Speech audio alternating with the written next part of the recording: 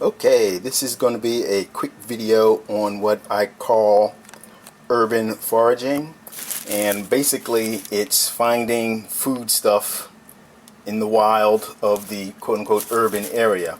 Basically, there was a mulberry tree in my you call it my neighbor to the back, our backyards, but they have an old mulberry tree back there, and part of the mulberry tree is hanging over my yard. Now, in years past, when the house was actually occupied, there was a great big, I don't know what kind of dog it was, Rottweiler, but anytime I opened my back door, this guy would come running up to the fence,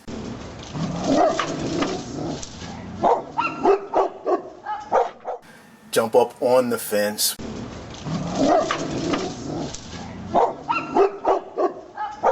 barking in his baritone bass voice,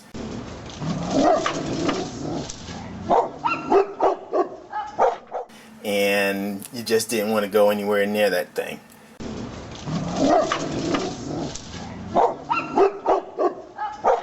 But now that the house is pretty much unoccupied, I believe the neighbors or the residents who actually had the dog, I believe they moved away and the house is vacant now. So that left me with a chance to get some bounty. And this is about, I don't know, 5 minutes worth of work. It's not that much actually. This is the size of my fist, which isn't that big. Okay, draw back. But it's still a pretty good little bit. And the only reason why I don't have more is because about 2 days ago there was a major windstorm, and it basically almost stripped the tree bare of the ripe mulberries. So this is what I could scrounge up, and I think I took a picture, and I'll post a picture with this video of the ground in my garden around which the mulberries fell. And you can see the sheer number of mulberries. And as I said, this was just a small bit of the tree hanging over my backyard that I was allowed to, that allowed me to actually harvest these. And had that been had I had access to that entire tree, the volume of this probably would have been in the quarts. I probably could have gotten numerous, probably, I don't know, just judging from the size of the tree, if I was able to harness maybe even just 50% of the mulberries that were actually in there, I would say easily 5 gallons worth. That's no joke.